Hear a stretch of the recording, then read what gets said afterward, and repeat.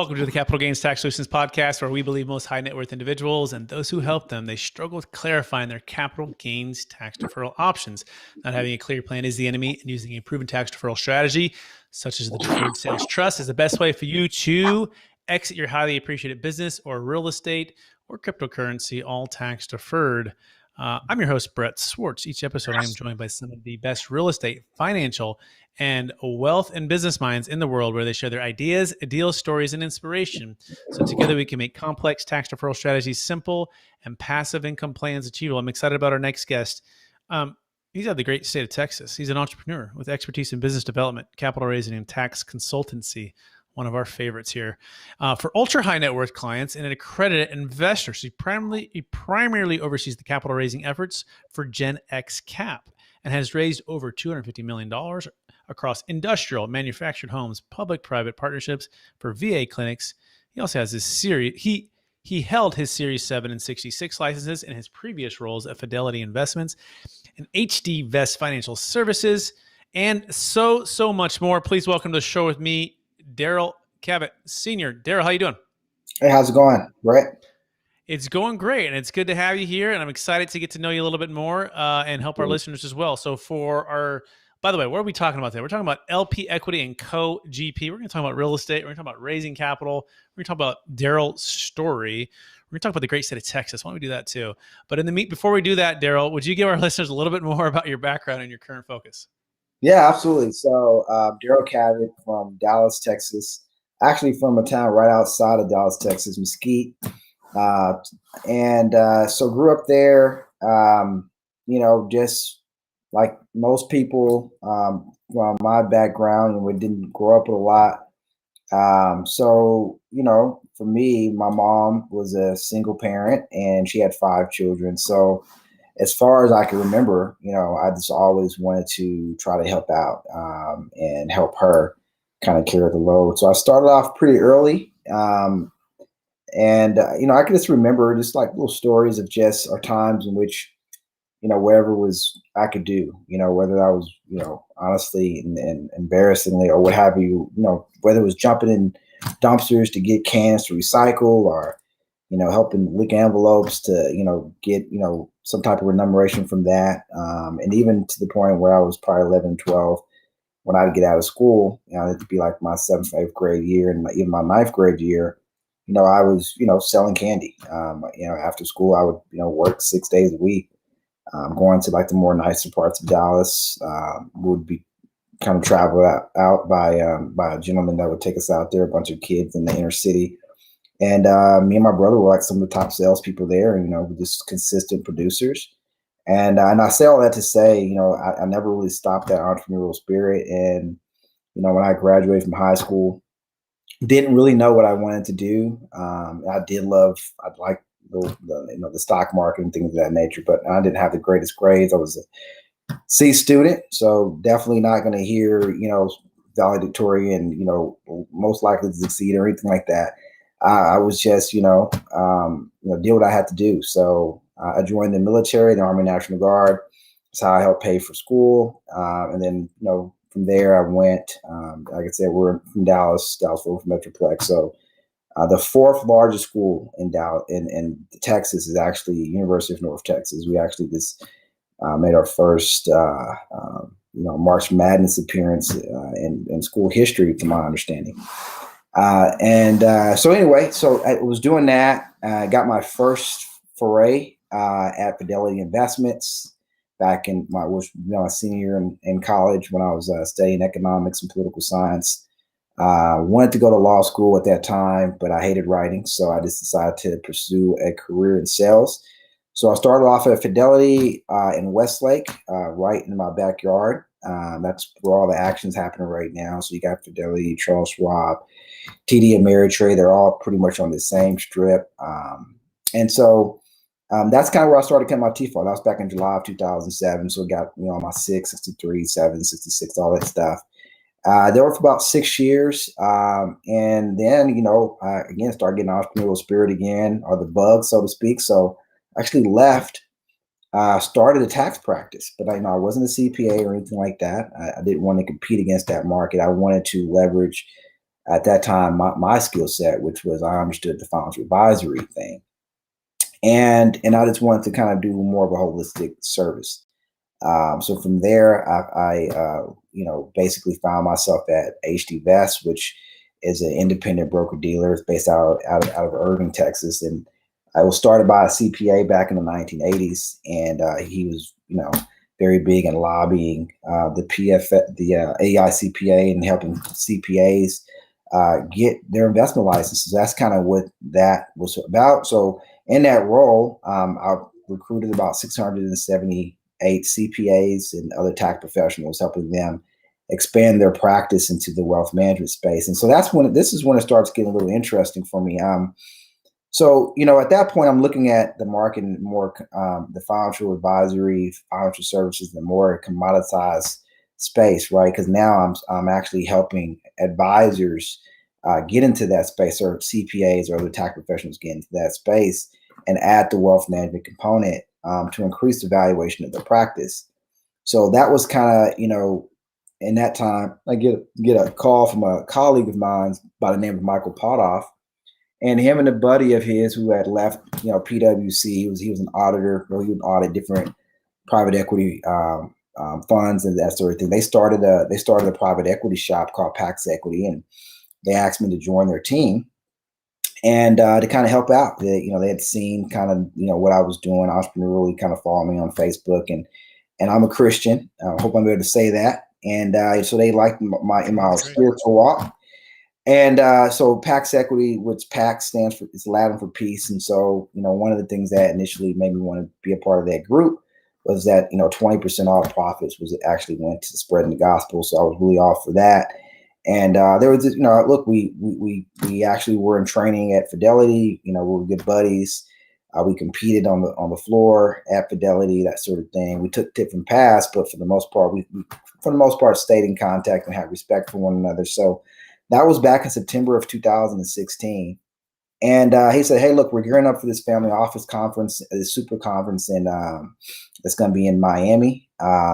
And we want you to come with us and just say, look, we don't know we don't know what we're going to find there, but look, let's just go and find out. Let's go raise some capital. And it was really, really the wild, wild west. So I get there, and it's this super conference, and man, it was so much money in this room. I never seen anything like it. I mean, at that time, I think I was barely, making probably about a little north of 100,000 a year. And I'm seeing people talk about, $100 million deals like it was like toilet paper. And I was just like, wow, man, what is this family office stuff? And I was so intimidated, man. Like I said, I went to North Texas, man. So even these guys were, the creme de la creme, you name it, Goldman Sachs, Blackstone, whatever, Princeton, Yale. I mean, you could throw a rock and hit one of those guys in this room. So these guys' resume were so impressive. I literally felt like the dumbest guy in the room, right? And so that was back in September of 2016. And so we get back and we're debriefing about this conference, and it was like everybody was just start shaking their hand. Darryl, you did a great job. I'm like, what are you talking about? Like, man, you killed it in there, man. You was working the room, and so it was kind of like that duck thing, right? Your feet are just shaking at the bottom or whatever, but you look calm. You had your poker face. I'm like, okay, right? I didn't think I did well at all, right? And so, we kept going to these different conferences and things like that. I probably went to like 30 plus of these things. And so slowly but surely, I started kind of getting comfortable. And this is why, and I share this to many people, I started to get to a point where like I really didn't care. I mean, it became normalized to me.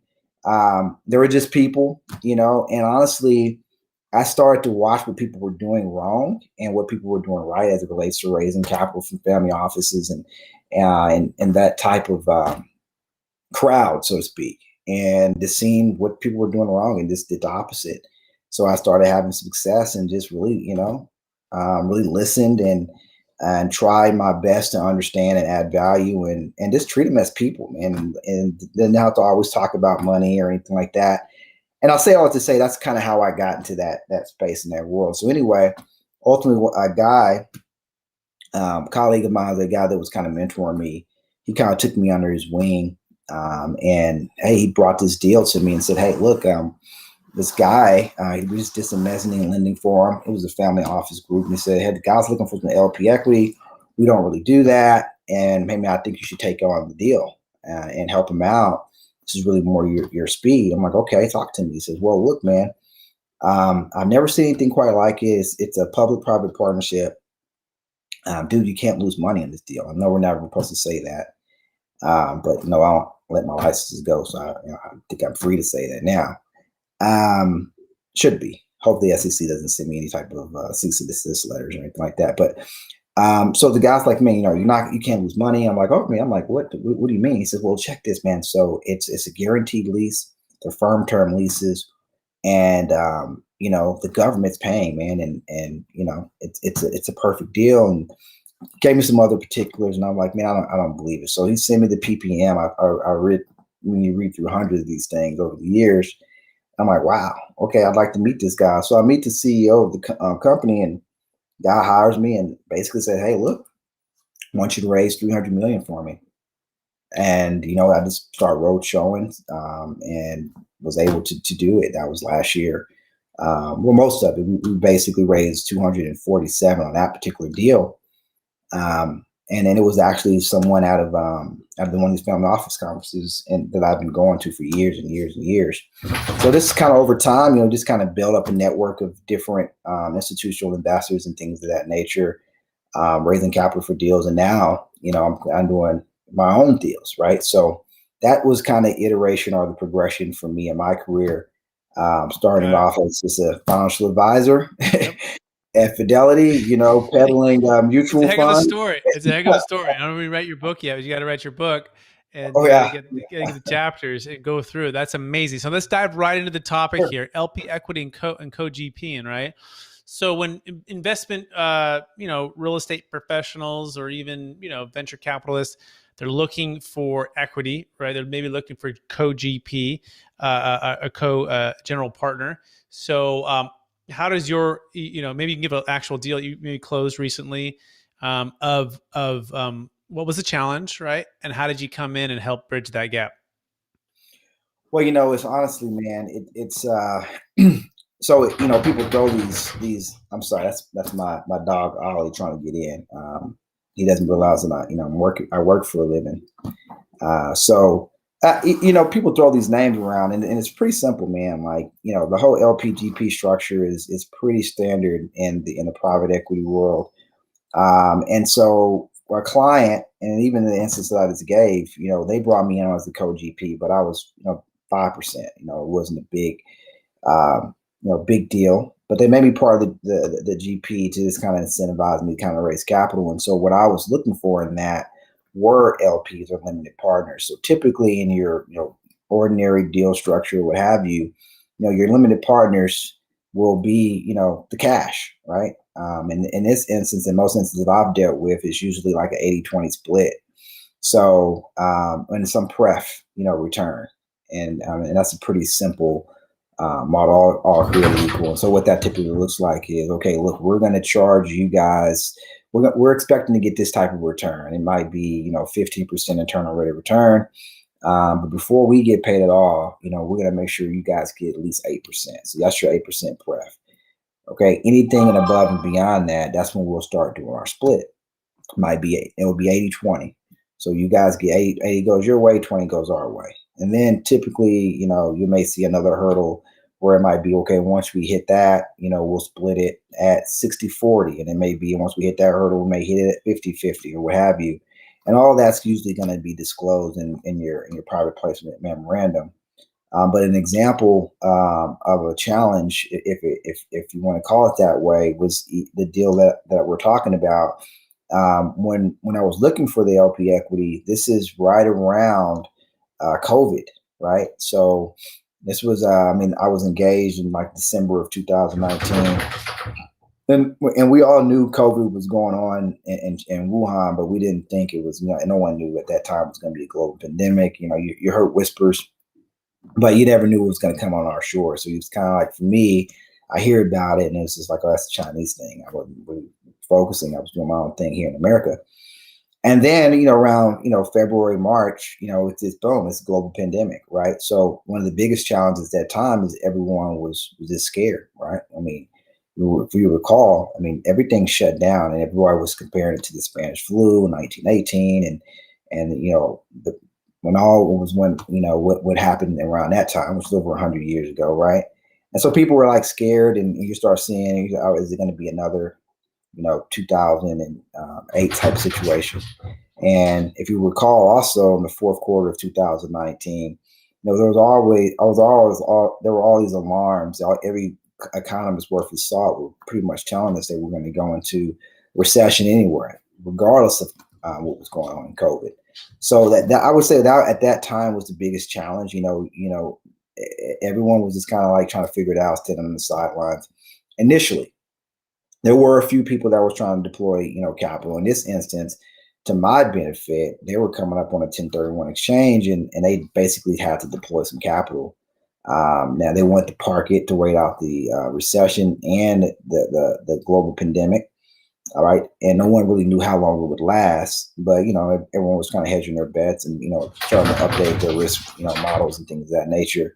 So initially for me, I would say that would have been the problem.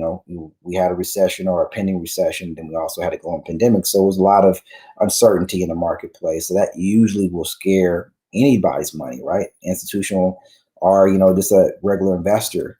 So, now people are starting to, think about, okay, what do we want to do? How we want to invest? How we want to reallocate our capital? Where we want to be risk on, risk off? How we're going to spread the risk across the way? Got it.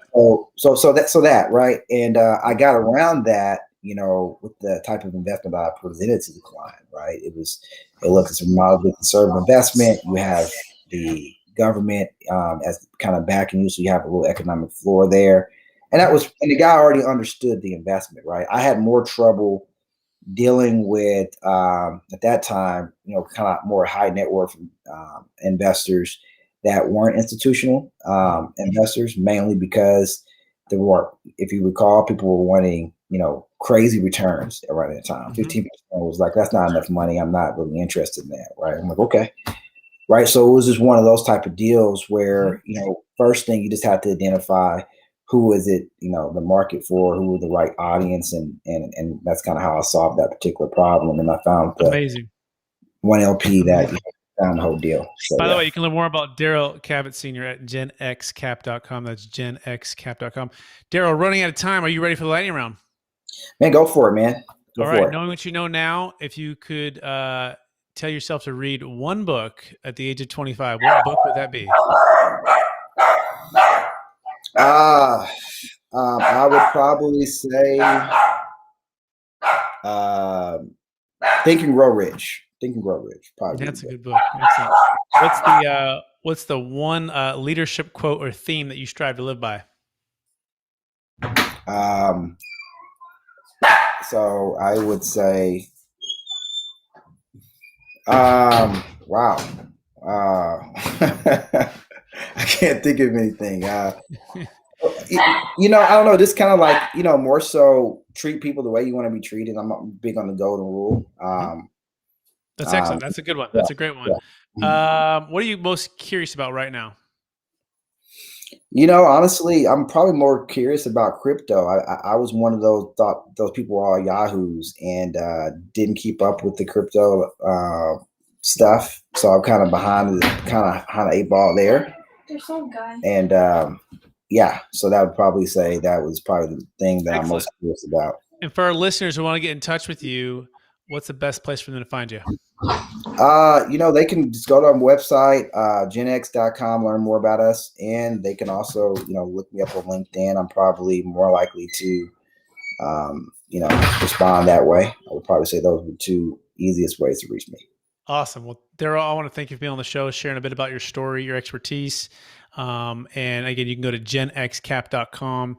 And I want to encourage you to keep using the gifts of persevering, moving forward, thinking outside the box, connecting with people, and doing deals to help people create and preserve more wealth and do more deals. So with that being said, I also want to thank our listeners for listening to the episode of the Capital Gains Tax Solutions podcast. As always, we believe most high net worth individuals and those who help them, they struggle with clarifying their capital gains tax deferral options. Not having a clear plan is the enemy, and using the Deferred Sales Trust is a proven strategy to defer capital gains tax on cryptocurrency, businesses, real estate, high-end primary homes. You can also save a failed 1031 exchange. You can go to capitalgainstaxsolutions.com to learn more about that. That's capitalgainstaxsolutions.com. Thanks so much for listening, everybody.